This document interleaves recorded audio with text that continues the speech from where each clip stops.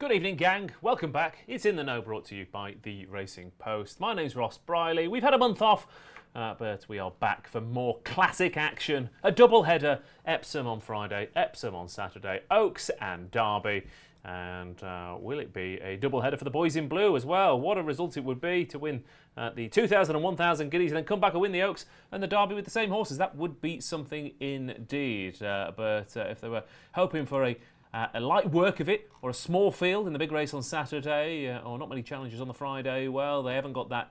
That's for sure, especially on Saturday. That Derby field is huge. How many of them actually have got a chance? We'll be discussing that tomorrow night. But of course, tonight we'll be focusing on the fillies in the shape of the Oaks. We'll also be asking, can Calandagan break his Group 1 duck? And is there anything decent in the Woodcote? And one of our panel tonight is going to tell you there's possibly one of the best handicapped horses on the flat running at Epsom on its seasonal reappearance in a handicap tomorrow. All that's to come. We are live and interactive as ever, so get involved on the chat. Hello to everyone who's got involved and will be watching tonight, in particular to Daniel Valentine, who says, great, was hoping this would be on. Daniel, we are here to serve you, my good man, and everyone else watching, of course, as well. Like, subscribe, chat, get involved in the comments later on. You know the drill. And if you don't, where have you been for the past several years? I don't know. But here we are. So Epsom, it's a bit of a love-hate meeting, I think, for punters to a certain extent. But you cannot deny the quality. You can't deny the quality of the panel tonight either. Robbie Wilder's ready and raring to go. Lovely to see you, my friend. Been a while. I think we're just chatting off there. I think it's 2 months since we were sat in there last, me and you. Yeah. Grand National. Lots has happened since then, hasn't it? How, from a personal perspective, from an anti-postman perspective, how's the flat season going? Yeah, it's going all right. A lot's changed last couple of months, you know. In life or in yeah, general? I've moved gaff. Made my annual trip to the racecourse at Sandown last week. I only go once a year generally. Yeah. Just ended up wrestling a colleague, which you ended up wrestling a colleague. Arresting a colleague? Wrestling a colleague? Yeah, well, it's not proper wrestling. You ever heard of Mercy? Right. A game called Mercy. It's when you grab each other's hands and you have to try and put the other one to the floor. Is this why you only go once a year? Because they ask you never to come back? I just get a bit carried away after a drink. Like, I end up offending people. I don't mean to, but that's how it comes across. I know. And I feel like, Robbie, when you were born, you came out of the hospital and they went, "Oh, we forgot to put the filter in." The filter, isn't it? Yeah. So I don't mean any harm, but sometimes it comes across that way. And I've just recently applied to go on Tipping Point, so. Oh, it's all going on, mate. That's a Racing Post Plus in the no exclusive. It is all going on. What would be your Tipping Point strategy? Well, I'm a big fan of Drop Zone 3, actually. So just focus on. Yeah, you're doing the draw stats. I did something in the year then, but. I don't know, I'm a man. I can sort of delve into different areas, you know. It's not just about racing for me. Can I ask a question, guys? Tom Segal is also joining us from home. What is Tipping Point when it's at home? Tipping Point is it's how much you put on your selections, Tom. No, that's it's Ben Shepherd. Ben Shepherd hosts. It's on ITV, Tom, at 4 o'clock. Most weekdays. You know Game those show. You know those arcade machines, Tom, where you put coins in and then they come down the slot, and it's basically that on a grand scale. You answer quiz questions to put. It's look, if you're unemployed or been out the night before or you're at university or Robbie Wilder's. Sorry, but how have you not seen Tipping Point? I've never heard of Tipping Point, let alone seen it. Do you watch the telly? Unbelievable. No, Look, I watch sport. I watch golf, cricket, football, and racing. That's what I watch. I don't watch sport, mate. I watch Challenge a lot as well. Yeah. Yeah. To be fair, got it all covered. Look, I do love a quiz show. I want to go on the 1% club. Yeah, I'm actually working on an application for that at the moment. All right, let's do it. Let's do it. Let's all get a team together and go on Eggheads or something. Tom, what do you reckon? We'll go on a quiz together. The Racing Post team. I don't know any of these programs. I don't know what you're talking about. 1% Challenge, Eggheads, Tipping Point. You're not like a quiz. It's fine. What's your general knowledge like, Tom? If you'd be there for the sport questions, obviously. I can do. No, I'm all right. I watch a bit of the news sometimes, but no, not. That's fine. Your current affairs and sport. That's fine. You're in the team. Okay. Anyway, the tipping we're more interested in, obviously, is your selections at Epsom over the next couple of days. Love-hate track again. I mean, love it. Yeah. Love it. Yeah. Weird, isn't it? I hate Goodwood. I hate Chester. Epsom's more, but the difference is it's got an incredibly long straight. I love tracks with incredibly long straights. I think it makes for fair racing. And I think Epsom's nearly half a mile, whereas all the other ones are twisty, turny, just sort of hit the, haven't got time to get out if you're in trouble. So I like Epsom, always have done. Yeah, I mean, and you say that, but that long straight I like it in theory, but that final furlong or two, if your horse is kicked, my God, it feels like about 7 miles, doesn't it? Yeah, it does. But that's jockeyship then, isn't it? I like all that. Good jockeys win at Epsom. Bad jockeys win at Goodwood and Chester. Ryan Moore, bad jockey Well, Kieran Fallon was the worst jockey at Goodwood you have ever seen in your life. He couldn't get anything home, but he was the best jockey I've ever seen. Put it like that. Yeah. Okay, fair enough. But you say, but then I think Buick's the best at Goodwood and Ryan Moore's the best at Chester. So I don't know. Anyway, well, I think I could be if I was riding Ryan Moore's horses at Chester. I think I'd have a chance there. I mean, they're all 5-runner races where he's riding the odds-on fav, aren't they? Fair point. Yeah, it is a fair point. Yeah, but seemingly time and time again, he just rides the same race over and over again. But I know what you mean. But I do think I often watch the best jockeys. They often ride the same race over and over again, and you often think, why don't other jockeys do that? Because they can't get on the horses. Because you need to have the right horse that's it should be a classy horse. Yeah. When he's riding those with O'Brien horses, he doesn't ride many others round Chester, does he? To be honest. No, he doesn't. He turns up for the class horses and then goes home. So fair enough. Yeah. Okay. Before we get properly stuck into it, how's your anti-post? Have you got anti-post positions on the Oaks and the Derby? I've got a few quid on El Wateen at 40-1, and no, the Derby went haywire really. It was timing for the Racing Post. It's all about timing. I sort of did them the day before the Dante, and if I wanted to tip Pride of Arras because that's my horse from last year. I wrote about it many times, but I sort of knew it was going to be almost bigger for the Dante than it was for the Derby because the Rafe Beckett horses weren't running very well. So I sort of messed it up. I messed up the Derby, but you never know. No, nothing running in the Derby. Yeah. I've got a few quid on MINNIE HAUK and a few quid on El Wateen at big prices. Okay, and I'm pretty sure I know the answer to this question, but there's a lot of chat about there was chat about extending the Derby Festival for Epsom, putting more days on as racing's approach to everything is we could have more of it, but I absolutely love the quality of the 2 days at Epsom. I don't know. Seriously? You want more? Seriously? I think you want more. Please, Tom, take over. My God, Ross, it's absolutely terrible. So That's you a want bit more? harsh. That's you want a bit more? You harsh. want 3 days? You want 4 days? No, I think the standard of racing on Saturday is embarrassing. Well, this is what I'm saying, but they're talking about they're talking about extending the festival, Tom. They're talking about making it longer. We don't want to extend it, but we want a more quality. We've got to get Derby Day better than that. You can't have 75 and 67 runner 5 furlong sprinters running on Derby Day. You just can't have it. I don't know why they run that. I mean, you know me, 5 furlong sprints are a waste of, so boring. But having 2 of them back to back on Derby Day, 2 races before the Derby is embarrassing for me. Is it partly though they run so fast they go right, great, that's the dash out of the way. Now let's talk about the Derby more. Is that part of the thing? If you had slightly higher profile races, would that take? I mean, is it a bit of a hangover from when it was the biggest race? I think it's probably more of a ground thing that they want fresh ground for the Derby, and they don't want to run races on the track. But that 5 furlong 3-year-old sprint, whoever came up with that, what a numpty, what a waste of time that is. Correct me if I'm wrong, Tom. You've definitely tipped at least one winner of that, though. I don't think so, have I? You have. You tipped. I don't think I'm tipping it. Well, on the show, you've done the fight. Your fair 5 furlong special. You definitely tipped. Was it Tatterstall? I'm sure. Oh, I might have tipped that. Yeah.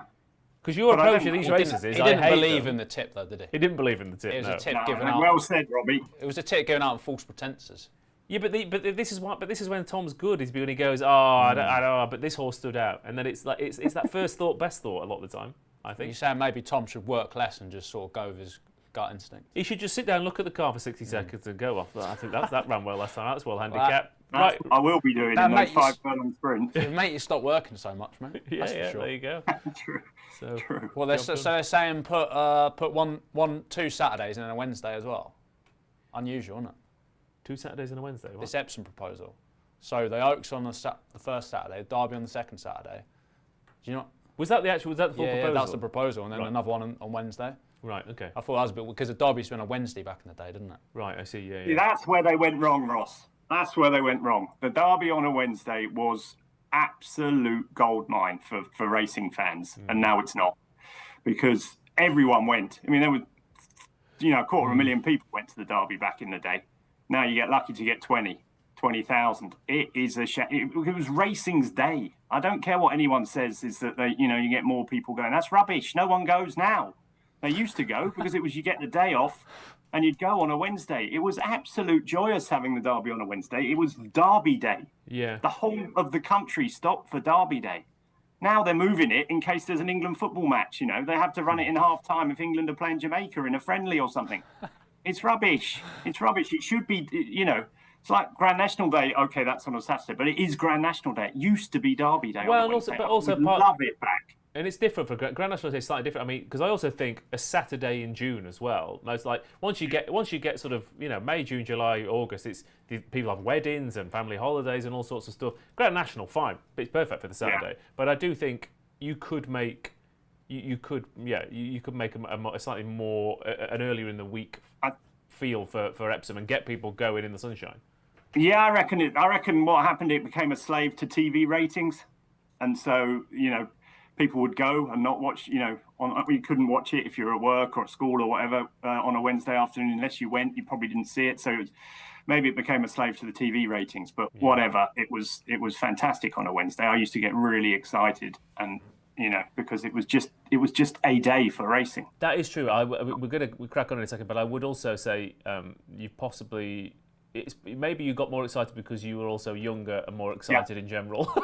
Yeah, undoubtedly. Yeah. Undoubtedly, that's the case. Yeah, I 100% agree with that. But I still think we made a mistake. Yeah. I really do. Fair enough. Okay, so move the Derby back to a Wednesday and make Tom Segal younger. That's what we need to do. Make him cheer up a bit as well. Jesus. Well, this is what I mean. We're going to go back 20 years. That's what we need to young Tom Segal. Yeah, I'd love to meet Tom back in the day. Oh, he was running through meadows with smiles on his face.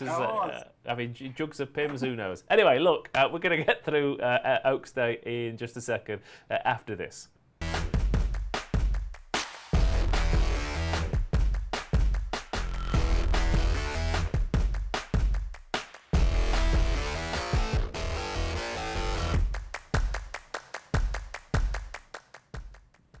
Right, let's get stuck into Epsom then. Hello to everyone watching at home, to Ryan Blythe, to Rob Dixon. I'd love to read out your summary of it. But Paul Tolliver shocking down a card on Derby Day. He says Tommy Daniels says it was switched on Wednesday because nobody was going. Glandagan against Opposable says Nick because he's always poorly ridden. And Michael Williams says he saw me the other day near Leeds. What a fella! Forgot to ask for the autograph. Michael, you could have come up and I would have. Autograph? Give it a rest. I don't know if he's that famous, Michael. Look, I don't know anyone else here that would recognise Ross on the street. Look, I've been recognised 2, maybe 3 times. Yeah, I've never been recognised. I've craved that feeling. I've they said, "Can I have your autograph?" and I signed it, and then it actually reduced the value of the thing that I'd signed. So whatever I've signed, I've made it cheaper and ruined it. Speaking on in-running comments, I just want to pick a bone with PM Race, saying general knowledge might be the stumbling block for Robbie. Well, let's have a quiz off then, mate. Let's have a quiz off. If you're going to give it all that. Let's do it. Look, this man is a goldmine of useless knowledge. Right, the Surrey Stakes kicks off Oaks Day, then 7 furlongs the distance for this 3-year-old contest. Diego Ventura 7-4, Halasan 7-2, Rebels Gamble 6-1, Sakara Sands 6-1, Formal 6-1, the Waco Kid 18s with Glemis Road and Francisco's Peace 25-1. Outsider of the bunch. No great surprise to see Diego Ventura as a short price favourite for several reasons, not only the form but also it is contractually obliged to put a Wathnan horse in at a short price these days. James Doyle, you're talking about good jockeys around Epsom as well, but I mean, you look at the form behind Cosmic Year when he was running on behind subsequent Irish Guineas Place Cosmic Year. That form's worked out really, really well. I know he kind of snuck in at Longchamp last time out, but I don't know. Plenty of horses go over to France and it's a completely different thing with a different jockey, different track, completely different conditions. I think the fact that he actually managed to win is a positive for him. But he is skinny, Tom. Yeah, he is. I mean, as you say, lots going for. I don't think it's a great race, to be honest. He has got a penalty too. He likes soft ground. As you say, the form of the Newmarket race has worked out quite well, but there were some horses up and close to him that I'm not sure were as good as, as you say, the first two have looked really good, but I think the winner won, doing handsprings really. So I don't know. I thought under a penalty, I might want to take him on at 7-4. Halassan is definitely, if you go back to the form when he beat Camille Pissarro, obviously in the sales race at Doncaster, he's got a very good chance. And Sakara Sands did well on soft ground, but I like Formal a bit. I just think that these horses that left Sir Michael Stout last year have done really well for their new trainers. She is bred to be brilliant by Dubarry out of Voracious. She'll love soft ground. She was very well backed for the Rockfell, and it all sort of went pear-shaped. And then she came back in the Group 3 at Newbury, and she was really well backed again on her debut for Andrew Balding. And she was on the wrong side. She got hampered, but she finished right upside Simmering, who went on to finish placed in the Guineas. And I just think soft ground is the making of her. I think she'll absolutely love it if they get more rain. I know it's only good to soft at the moment, but I have a feel there might be a bit more rain to come. So if it got soft, I think Formal will go really well. I like her pedigree. She gets all the allowances. She's getting £8 off Diego Ventura, and I thought at the prices she'd be my one. All right, Formal then is a 6-1 shot. And yeah, like you said, there's the California Dreamer was drawn low in that race, wasn't she? She's placed in the Irish Guineas as well. Betty Clover ran all right. There's horses in there that have found the form Simmering the obvious one. So Formal then, and we're talking about jockeys for courses as well. Oisin Murphy at Epsom last 2 seasons, 37% win strike rate, 41 rides, 15 winners. Wow. 37% win strike rate, 59% place strike rate. So he is mustard at this track. Uber impressive, that. That's a good little stat you conjured out there, Ross. I've got some more, mate. There's more coming. Wow. I would agree with Tom on Formal. I always like to look how form lines panning out, and you sort of touch on California Dreamer and Simmering down the field in that Fred Darling come out and run really well in Group 1s. Also, Betty Clover almost won a listed race at Goodwood. Time for Sandals almost won a group race in France. Mm-hmm. I think it's just Newbury can get a bit weird sometimes. Like horses can just kind of flop and then come out and do different things elsewhere. Well, and I was finding with Newbury as well that sometimes the draw by sometimes. Yes. It used to be really sort of prominent and low, and then some meetings it's like they spin a wheel and they go, it's going to be high draw. It's very hard to predict beforehand, isn't it? But yes. you can go back and find out where there's been sort of a disadvantage. Formal, as Tom says, got an outstanding pedigree, soft ground. Andrew Baldwin's been improving he's got a lot of stout horses that have come out and done good things for him. She was quite strong in the market in the Fred Darling beforehand. But she's getting on slower surface. Now she had a 2-month break, still lightly raced, Group 1 pedigree. Dan won the Group 1 as a 4-year-old, I believe, so I like to think she'll keep getting better and better. And she's getting £8 from a horse in Diego Ventura, who I'm not sure is necessarily going to go on from what he's done so far. Yeah. And the Godolphin horse Halassan, is he a fast ground horse? I mean, there'll be plenty of better ones, Charlie Appleby, so I don't really like him particularly. I think Formal's a pretty good price. Yeah, like I said, lovely pedigree, connections, everything is in place for a big run. It's all there, yeah, like she should be shorter. Yeah. The one thing I do have with this race is a lot, often with races of this nature, you look at this might improve, that might improve, this might improve, but we do have a horse rated 107 who's 18-1 here, which I thought was a bit daft in the shape of the Waco Kid, who beat Diego Ventura last year, was front running into a headwind at Newmarket over a mile behind Field of Gold and still ran quite well. Basically, I think if he hadn't run at Newmarket last time out, where he lost his action and got beaten out of sight, I think he would be a lot shorter. It could go either way, tongue-tie, cheap pieces, but he's a prominent runner. He stays a little bit further. He's going to bag that rail. I don't know. I thought he was a little bit overpriced. He's a bit one-dimensional, but it's a big drop in class from most of the races he's been contesting. Yeah, and he'll like soft ground, Ross, if it gets rainy. I know people are saying, it's only good to soft. I don't know. I think it might be a bit softer than that. I know Andrew Cooper's tracks are always softer than they say. I mean, Sandown's always much, much softer than the going forecast. He will have put a lot of water on to make sure that it's not fast for the Derby. And I think it'll be softer than people think. So yeah, also the rank outside of Francesco's piece has got some good form. She's by Mason, so if it got really desperate and there is rain forecast, he might outrun his odds as well. But I'm with Robbie. I think Formal's got. She might just be a real class top, potential Group 2, Group 1 stroke, filly. Yeah. And if that's the case, she'd win that. Yeah, you're right. I mean, in my head, I'm thinking Diego Ventura is more a Jersey horse, potentially informal. If she gets going, could even be like a Sun Chariot horse or something by the end of the season. But okay, but she still has to step forward to tomorrow. The 205 at Epsom. The next race we're going to have a look at is the Woodcote Stakes. The juveniles lining up here. 6-4 favourite is Maximised for Charlie Appleby and William Buick. 11-4 Havana Hurricane. Logie Bear is 5-1. Norman's K 15-2. Rising Empire is 12-1. Rakeb is 18s. Trinculo 20s. And Ace 33s and Bigger the Rest. Again, this race used to be a chance to bag some black type, but has been downgraded to a conditions race in recent years, and often competitive, but yeah, unlikely to see a Pinatubo, I would imagine, winning this race, albeit the connection to Pinatubo.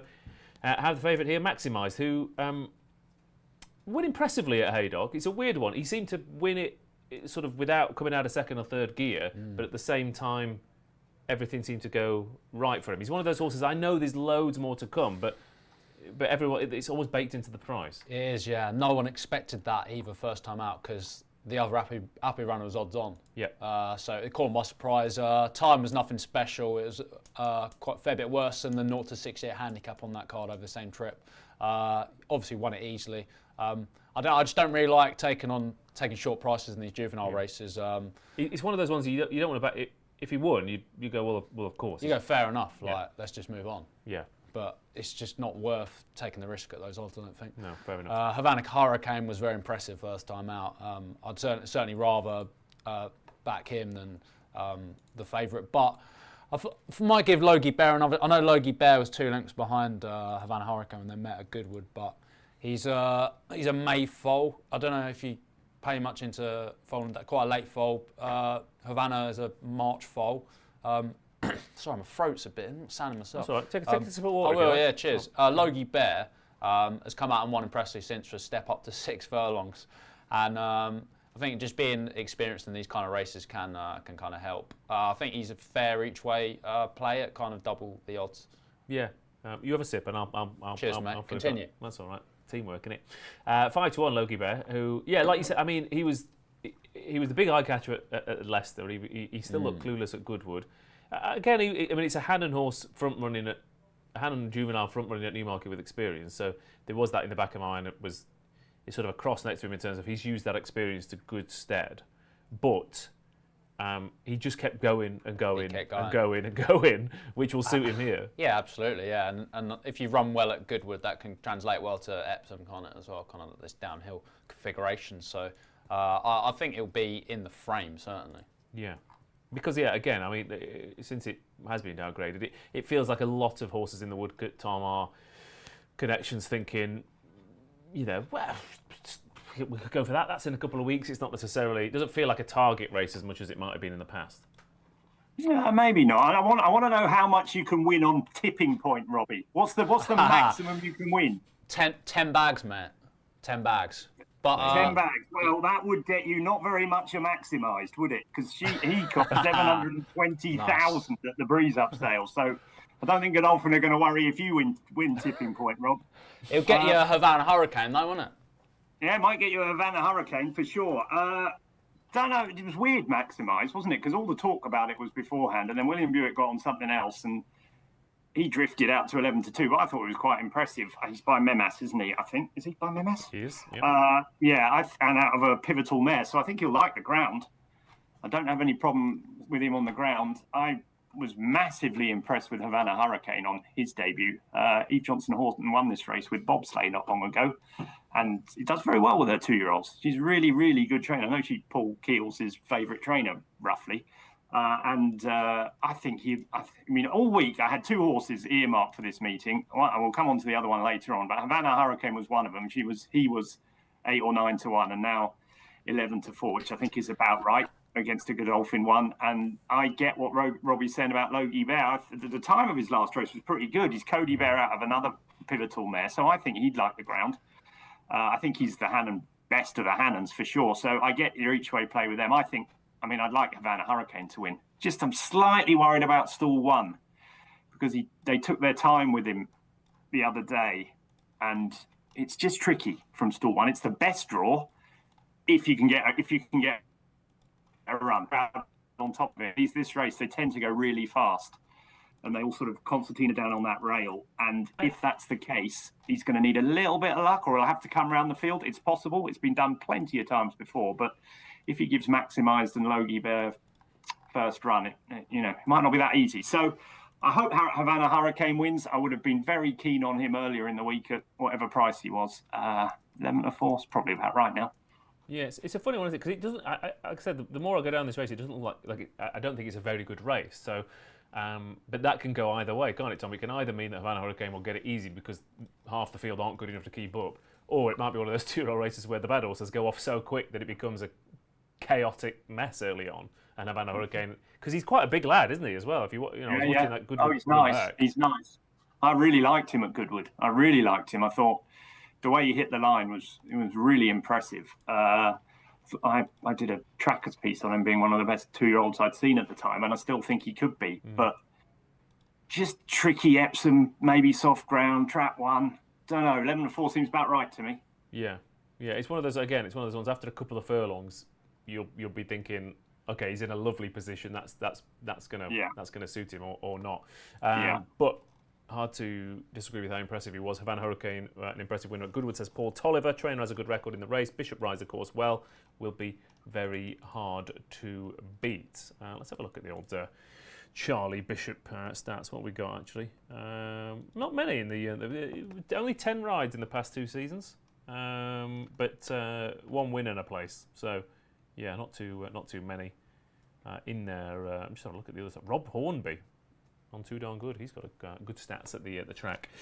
So anyway, Maximise 64, Havana Hurricane 11-4, second favourite against the Jolly. Now on to the first Group 1 of the weekend then, the Coronation Cup over 1.5 miles, and Calandagan. Can he break that top level duck? He's 4-5 to do so.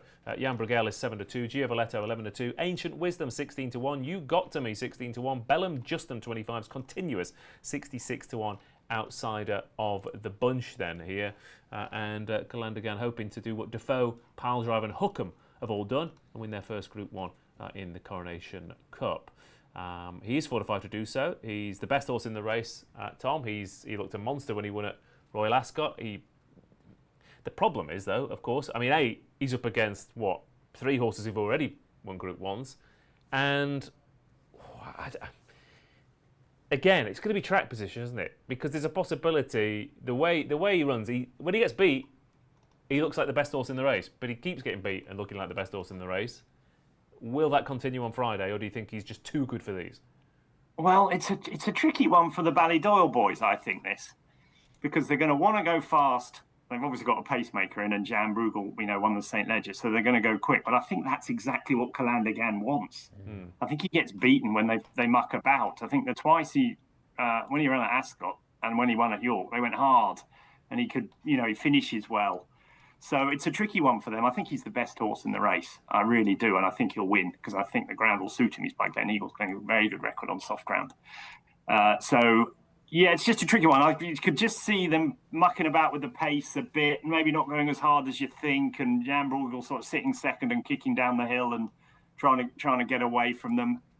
I don't know. I think Calandagan will win. I really do. I think he's by far the best horse, and I think conditions will be fine for him. I don't see any issue with the track. So for me, it's him. I thought Ancient Wisdom might run well. A Dubawi. I know.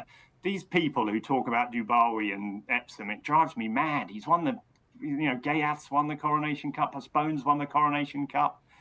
There's the winner of the Oaks last year, and they still tell me that he can't win the Derby. What a load of old rubbish that is. I think Ancient Wisdom will run well, but I don't think he's good enough to beat Calandagan. Sounds like you're slagging off Kills there, Tom. Well, that's rubbish, isn't it? It's just completely rubbish. You can't win every other race and then not win the Derby. It's stupid. Have it out of him tomorrow, mate. Yeah, I mean, Is that what you said? I've never. I mean, it's just all the people on podcasts I hear saying that. no, that's it. No, come on, let's get the viewers back tomorrow. It's a proper heavyweight clash. Let's go. You versus Keels. I'm not a stats man though, as you well know. I find all that stuff is just mind-blowingly stupid.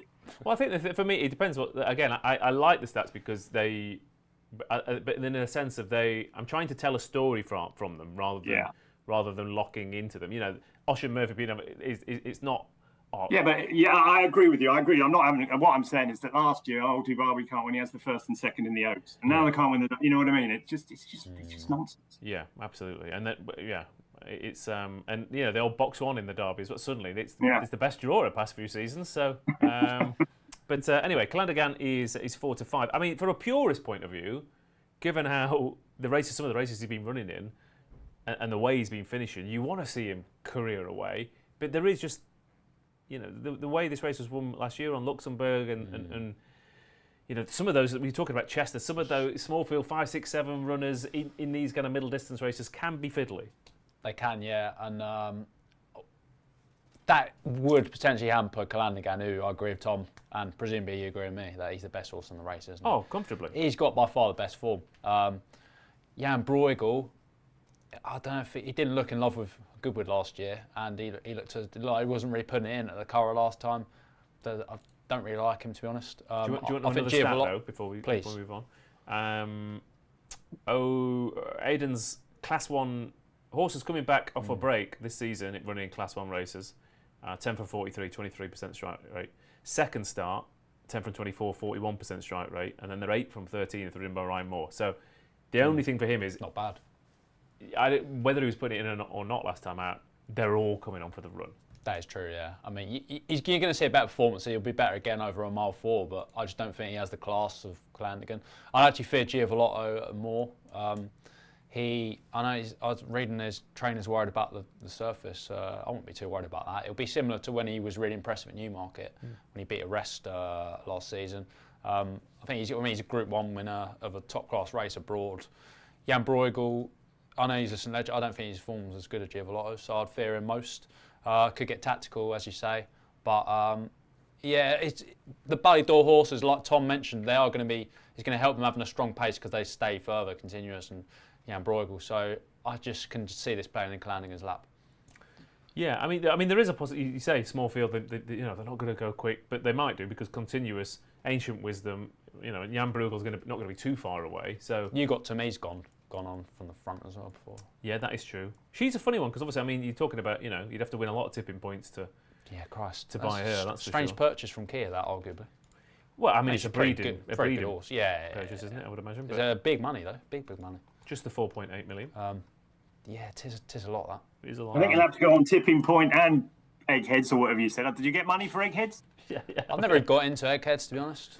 Yeah, I was just trying to think of a team game. Yeah, beat the Chase. Yeah. Anyone else? What have we got? See you later. No, I'd love to go on the Chase. I'd absolutely love to go on the Chase. I'm just trying to stop my brain going down the quiz show route. Another Paul Coronation Cup, says Paul Tolliver. Calandagan wins easily as long as Barcelona doesn't mess up, says Tommy Daniels. And Nick Palfrey says Bellum Justum is overpriced. To be fair, he's got course form and he keeps getting underrated in the market. That is true. Okay, yeah, so he was only just beaten by Jan Bruegel, wasn't he, in the Goodwood race? Golden Stakes. There's nothing between them.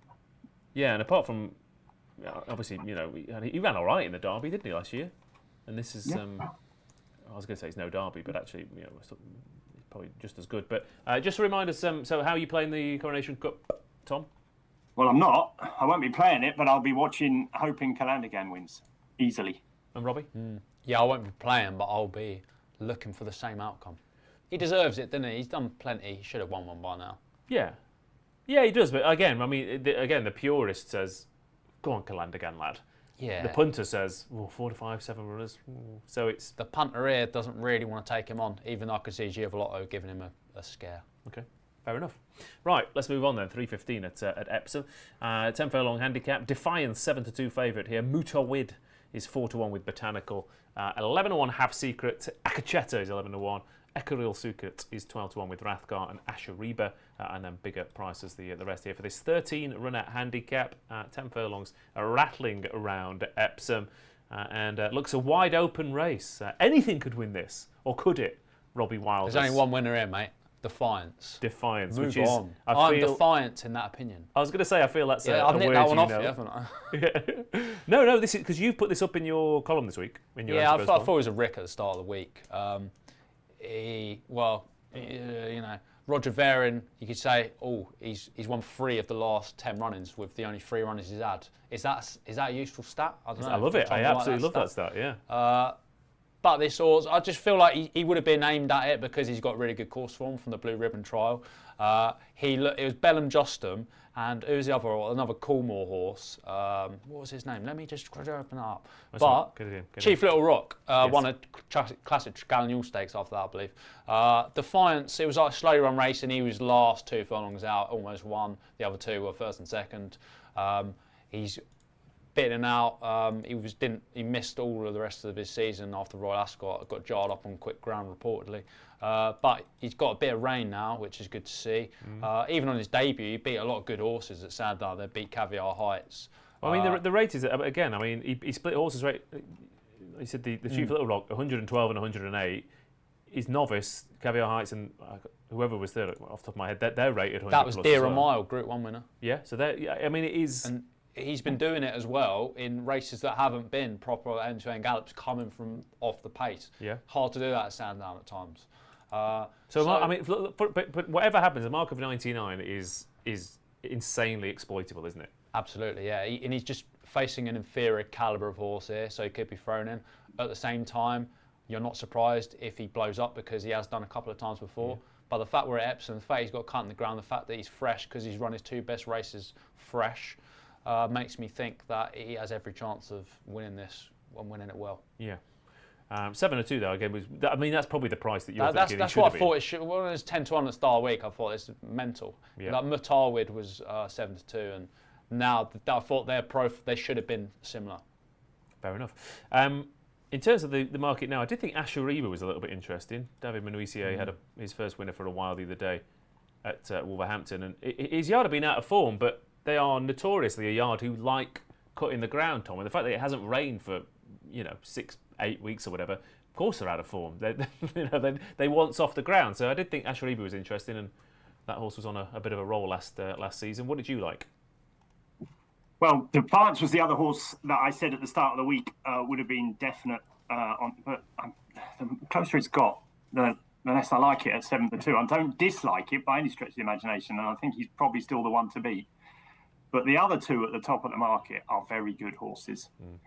Mutawid, I don't care what anyone says, it's bred to be a lot better than his handicap mark, and all its family loves soft ground. Moster Daff won on soft ground twice, Nazif won on heavy ground, Mostabshir won on soft ground. They're all high class, seriously good horses. So, he's dangerous, whatever anyone says. 103 might be, I'm sure he's a group horse too, is what I'm saying. While Defiance might be one, I think Mutawid was one as well. So I think they're right, about the same price. And I think Botanical, we know, is a group horse who loves soft ground. His form at the start, he's been running over a mile, hasn't he? Most of his stuff. He's got the cheek pieces on.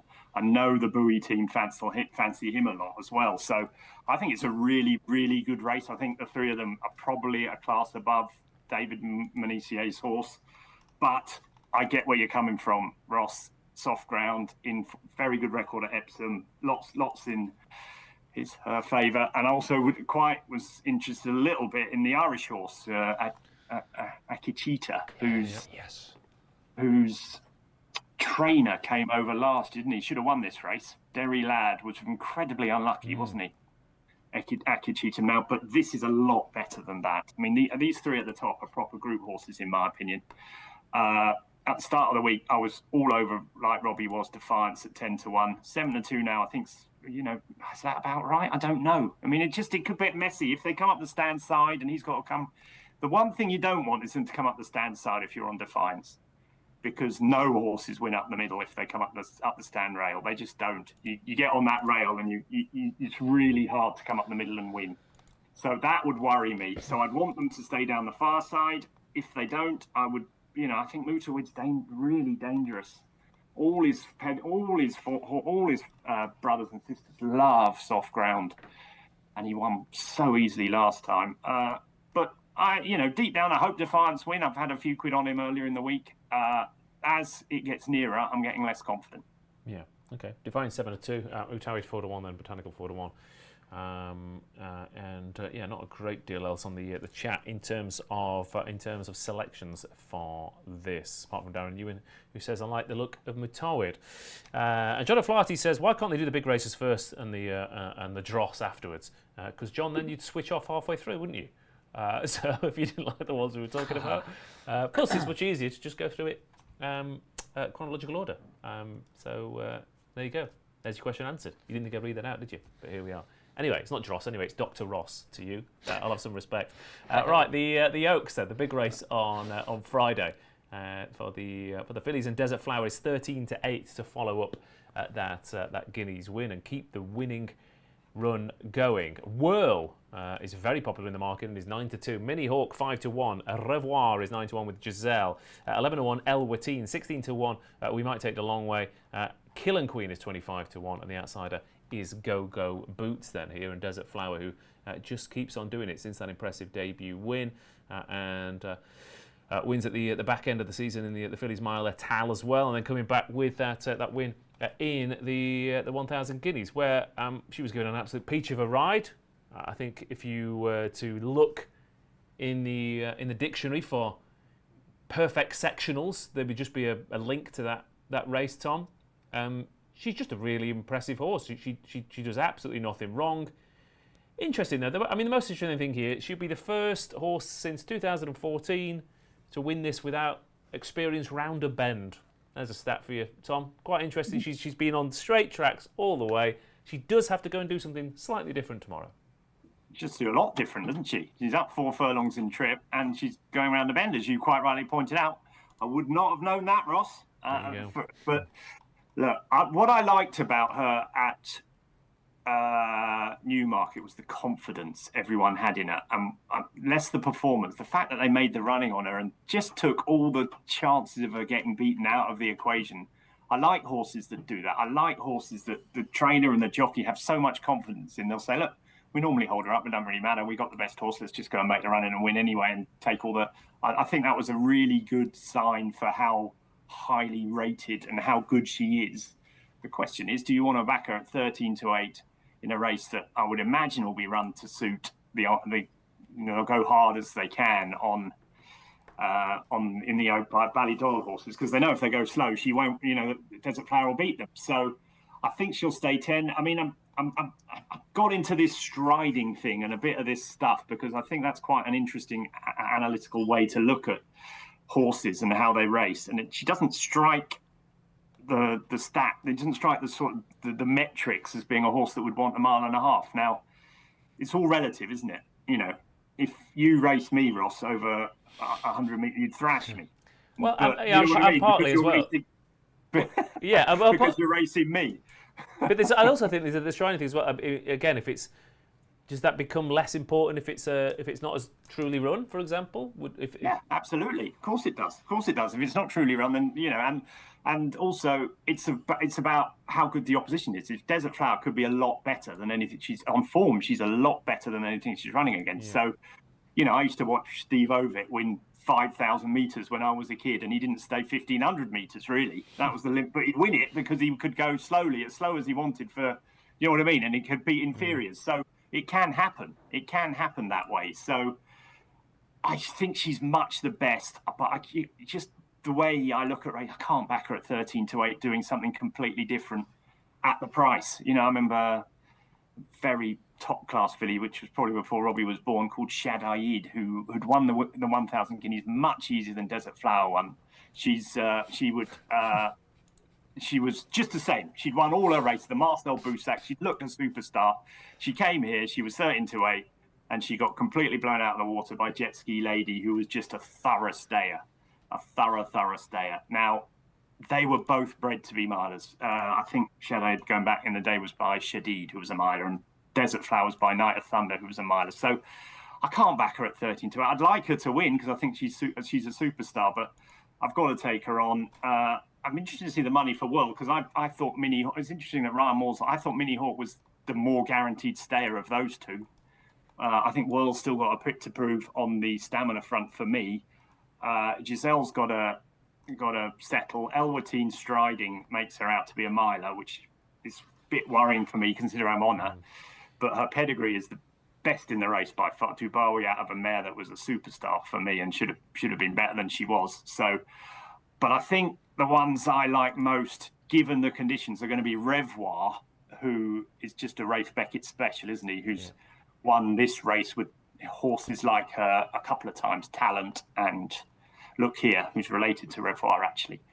Just by study a man, I just think everything points to her liking a mile and a half and no problem with the ground. And the Joseph O'Brien horse, who might just go from the front, we might take a long way. Just don't know if she's classy enough, but she'll like soft ground. By Australia, she's gone on soft ground. She's been running against the Colts.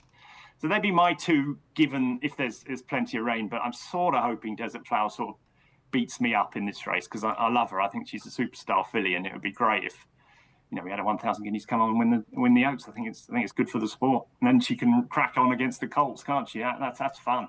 Yeah, absolutely. Yeah, that's what we want. Perfectly timed there. Look at that. Hello, doggy. Come on in. Good evening. Welcome to the show. Desert Flower 13-8 favourite. Then again, like Calendar again, the purist, you would love to see Guineas winner going to Oaks winner, and then you start to rub your hands together. But again, she's priced up accordingly. She is, yeah. It's the kind of horse that I'm always going to take on, but she'll probably just win. Simple as that. But I can never really get involved at those odds, considering, like we're saying, she's doing something different. Don't know if she's going to stay or not. That was interesting what Tom said about the striding as well. There's a few interesting ones in behind her. I thought Joseph O'Brien's horse, We Might Take the Long Way, was a bit of a price. She won a Group 3 quite impressively last time. It was slowly run, and when I first watched it, I thought the second is unlucky because she's come from a long way back. But We Might Take Long Way was going away at her again at the line. I thought that was quite interesting. She's by Australia as well. I kind of agree on Revoir though. I saw you nodding as well, Ross. She should have won that race. Should have won that by a length. She'll really. for sure be ahead of Killing Queen. Yes, this time. Yeah. But I'd be shocked. But barring in running carnage, yeah, absolutely. Yeah, for sure. Study a Man is getting quite. She's close to Rem Marquis, who's a miler, but Study a Man's getting quite a lot of stayers. Yeah. And she also got a horse Scope in her pedigree. It was a good stayer for these connections a couple of years ago. The way she's finishing off her races suggests she's going to eat up that extra 2 furlongs. She's won on heavy at Nottingham. Rafe is just really good in these kind of Group 1 fillies races, and the fact that he's pointed her at this, he would have had options. I think it's interesting, and I think you're getting a very fair price there, to be honest, because there are kind of stamina doubts over a few of the others. Yeah, she's a 9-to-1 shot, Revoir. I mean, part of me does think that you start to go through everything behind Desert Flower, and like you said, in terms of class, you start to get stamina, stride, and then you think, in terms of that class, Desert Flower should win this really. But I will. I'm going to go and try and find. I'm going to walk to the bookies. Something sneaky for us. Well, I'm going to go walk to the bookies, and I'm going to do the extra. I'm going to do an extra place on Go-Go Boots. First off, connection Gosden with Murphy in the saddle is mustard round here, but Dan was a strong middle distance group class horse as well. She's by Night of Thunder, who again, he like Study of Man, is actually getting horses who stay a little bit further. But I mean, look, it was when Kieran Schumacher and the Gosden thing was after the fallout, and he was riding for a couple of days like he was feeling it, like he was a bit panicky, and he tried to batter a horse out of the way twice in that Musadora. Every time he got in a barge with Mr. Ned, she probably lost a length on Whirl. And Whirl just got that clear York run. We've said this before about York, haven't we, Tom? That the key thing with York is just not. You get stopped in your run, you lose all momentum, you lose all chance. I don't quite understand why she's a 50-to-1 shot. She's bred to stay. She's got good connections, good draw, good jockey, and she's one of those classic ones. I think that she might finish 3rd or 4th, but she'll run well at a big price. So I don't think she just looks too big to me. Yeah, I totally get it. On form, she's probably got better form than Revoir, hasn't she? She's probably got better form than a few of them. So yeah, I get it. I think people are just looking at as you say, are looking at the York race and thinking she can't beat World, but it's a different race, and I think the ground will really, really help her. Yeah. I remember her mum, Hartford dancer. I just think she had a roundy-poundy action. She might have won on fast ground, but I think she'll love the ground if it gets any softer. And I get it. I get it. She'll stay and not many. Some of these, that's the thing about these races, isn't it? We'll talk about it in the Derby tomorrow, and we'll talk about it here. Is that they're doing something completely different. Yeah. Every single one of these horses, really. Do you know what I mean? And so it's easy. Some of these horses can finish in the frame at big prices for sure. Yeah, and let's hope. Yeah, I mean, the only problem with that bet is that say Desert Flower takes off. I'm not looking. I'm looking 6 lengths behind, thinking, God, go Boots, get into the mix. But hey, it is what it is. Please continue. No, but that's the punter versus the purist, isn't it? That's when you're at your best, though, mate. Like when you're cheering on like this, like West Balboa or some like Skelton mare in a Group 1. Get 7th. I remember someone in the office saying, "Get 7th." Yeah. When have you ever been to the office, mate? Oh, there was a skeleton horse in the. It was behind in the Lossiemouth race at Aintree, wasn't it? That's the one one I was talking about. Who gets third? There we go. Lovely. Anyway, 2 more races to go. If you are watching right now, make sure you like and subscribe if you haven't done so already. Again, feed the algorithm. We're back from a month off, so we need to remind the hungry Google algorithm that we still exist. Let's crack on then to the 4:35 penultimate race on Oaks Day. 5-1 favourite here is Mr. Blue. 6-1 Flight Plan, too tempting. 6-1 EBT's Guard at 6-1. 7-1 Mersky. 8-1 Alpha Crucis and Tribal Rhythm, and 10-1 Bar those. I looked at this race, and again, we're talking about first thought, best thought. Is the words each way certainty came to mind for Mr. Blue, who cannot run a bad race. You put him in any single race, right-handed, left-handed, straight track, all weather, turf. He's running that great Chieftain race last time out, which has thrown up winner after winner after winner. He's got course form, got a good draw. Richard Hannon's horses around here operate pretty well. You're getting excited about this one, aren't you? And he's going to finish 5th. You can feel it. Yeah, but you won't lose though, will you? And the horse you're thinking, I'll take no chances. Say that again. Take no chances. That's the one. Yeah. Which? He's got a chance. I thought the horse I kind of like that's not on the page was Mr. Professor, who is bang out of form, but he's been running in much better races than this. Mm-hmm. We've seen he was down the field in the Lincoln, but he was close enough to a pretty strong pace. Like everything in that Lincoln was coming from well off it. Yeah. And you look down the field, the 15th one next time, Thunder Run at York, good handicap at York. 2 Tempting won a good race at Chester, and then the last horse, Old Cock, also won at York. I don't know. We can sometimes dismiss these horses a bit too soon. And Mr. Professor is a classy animal on his day. This is a drop in grade. He's been given a bit of time to get over that 70 days off, 69 days, I believe. He goes well fresh, so I could see him outrunning quite a big price. Yeah, he's one of those horses. He said he's been running in all those premium heritage handicaps and not getting the breaks. Exactly. And this is definitely easier than those races. Definitely, and the rain this week would have been in his favour too. All right, fair enough. Okay, that's Mr. Baloo for me, Mr. Professor for Robbie, Mr. Segal. There's no more Misters left, so you're gonna have to find another angle. Do something different. There's a trainer in. Willie Muir is a trainer I've been really lucky with over the years. Pile driver and loads of horses of his have done me loads of good terms over the year. And I'm a massive fan of EBT's Guard. I just like the horse. I think he's solid, a mile, soft ground, fast ground, straight track, round track, whatever. He'll run a race. Can't see any reason why he won't run another big race this time. He ran an absolute blinder last time. The winner's favourite for the Hunt Cup. The second got a brilliant ride from the front, and he was right on their heels. And I just like him. I just think he's a really nice horse that keeps getting better every time he runs. He'll do for me. Yeah, he's one of those horses that, again, his form makes him look sort of inconsistent, Tom, but to my eyes, he almost runs the same race over and over and over again in big races, and it's just getting the splits in these handicaps, isn't it? Yeah, he's just very solid, isn't he? I like him. He travels, he finishes, he hits the line hard, as I say. Doesn't matter what the ground is, doesn't matter what the track is. Just keeps running well. I think there's no reason why he won't run well again. That's the same with Too Tempting, to be fair. Yeah. People are having people always think, oh, Too Tempting. And he got lucky with a draw here, there, and everywhere, but he keeps winning, doesn't he? Wherever he is, he keeps running well. Sandown and Chester and Epsom and all these tracks. Everywhere he goes, he runs a race. So I can't see any reason why he won't. And Flight Plan he was sort of back to somewhere near his best in the Thirst Cup last time, and he'll run one. It's just one of those Epsom races that I think they'll go really hard, and that's why I sort of just slightly prefer EBT's Guard, because I think he'll hit the line.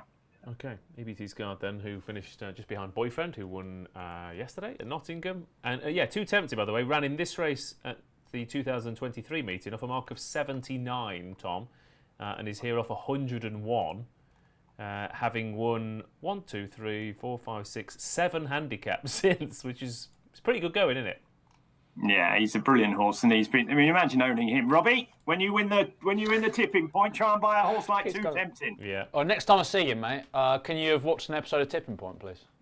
No, I won't do that. I thought it was a long shot. That's too much to ask. Don't like a quiz show, no? Shame. Well, let's take him to the seaside and play Tipping Point in real life. He'd much prefer that. Right, the last race at Epsom on Oaks Day is the 7 furlong handicap. Ross Brierley 130, Misinformation 7-2, Partisan Hero 13-2, Darkness 15-2, Stanage 9s, Alza here is 10s, Majestic Waves 11s, Marley Park 12s, and bigger the rest. And it's Ross Brierley, so there must be rain on the horizon. There's got to be. Imagine if Paul Keeley was here now with this field. Oh. Ross Colin, misinformation. Marley Park. Darkness. I mean, producer Sam's God. In the studio. Darkness. It's sort of Pavlovian with Sam now. You say Darkness, he starts to salivate and put a bet on, even if he's not running. Keels would be like having it's his dream race, isn't it? It is. Where's Fresh? Where's Fresh? Where's Fresh when you need him? Look, it's not really my type of race. So it'll be interesting. Ross Colin goes very well here. Misinformation looked good at Newmarket. Marley Park always runs well at the track. Would have surely been teed up for this race after a decent comeback run. I don't know. There we go. Fair enough. It is one of those races, isn't it? But the forecast must be bad, because Ross Brierley is the money comes when the rain comes. Exactly, and he won it last year when the rain came, and he finished 6th in the same race last year than he did last week. So for the trends followers, they'll think it's going to happen again. He's got a similar draw as well. I thought Stanage is one that I'll throw in could run well. He was a big eye catcher at Newmarket over 7 a couple of starts ago. Then for some reason they dropped him back to 6. I don't think he wanted that particularly. But he's a brother to Calix, so he's got an outstanding pedigree. He won on his first start for the Easter Bees. Ran all right at York. I think maybe he was on the wrong part of the track. He was 6th to Old Cot there. I think he could go well, but the same is true for about 5 or 6 others. Yeah. Yeah, I mean, it depends how hard they go, because I think Partisan Hero at Pontefract, I mean, crikey O'Reilly, they went so quick in that race. They set it for Leadenhall, the closer, but I mean, Leadenhall basically just went up and down on the spot and went, oh, bloody hell, I'm in front, because everything else had stopped. And then got beat by Too Tempting last time out. But Too Tempting was drawn 1, and Partisan Hero as a front runner drawn 12 and had to cross over to get that position. So Partisan Hero. Yeah, I agree, Ross. I agree with you entirely about that. He or she went way too hard. Yeah. Had to go way too hard last time, and I thought Too Tempting had the perfect sit, and I thought he's going to clear right away, and he didn't. And she, I don't know. Was it Partisan Hero? He. Yeah. Went further clear of the rest, didn't he? So I'm with you. He's going to go hard though, isn't he? That's the thing. He is, but again, he's gone. Against sectional, he's gone way too hard on both his last 2 starts, and he's still finished 2nd in both. So, yeah. I mean, look, it's going to be Mr. Baloo, Partisan Hero, each way. Can't be out the frame double tomorrow, and we can't wait for them to finish 5th and 4th or whatever places people are offering, just one place outside. That's the fun and games of those big handicaps, isn't it? Quick look at the chat. Ding, da, ding, da, ding. Get on Darkness, says Neil F. There you go. Sam salivating again. Marley Park each way loves Epsom.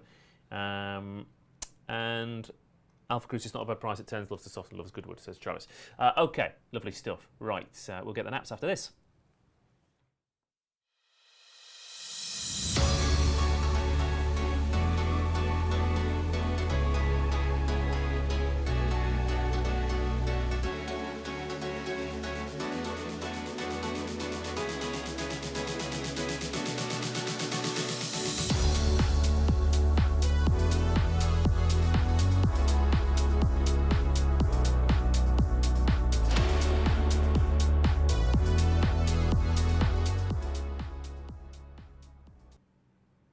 check out Smart View then on the Racing Post app. Thanks for watching the Oak Show tonight. What's your nap? Tell us in the comments below. But let's get the panel's best bets. Starting off, I wonder what it could be, Robbie. It's going to be Defiance. I'm also going to throw in a TV show recommendation, Mobland on Paramount Plus. Love it. You watched it? No, but I just love the Guy the Ritchie's cultural best crossover. work. I tell you, unbelievable. Guy Ritchie's best work, admittedly, a low bar. Oh, come on. Okay, Defiance that it is for Robbie. Tom? Well, I'm off to work out what tipping point is, but I like formal in the first. Can't let it go, can he? I mean, look, it's they'll be on catch up somewhere, and I'll go for Mr. Baloo in the penultimate race there, and hope that I can beat the Jungle Bookies. Nope, doesn't work. Never mind. Got to go, didn't we? Okay. Oh no. We'll be back for the full preview of the Derby card, and I can't wait to see what Tom makes of those 5 furlong sprints. Thanks again for watching. Like, subscribe. See you tomorrow night.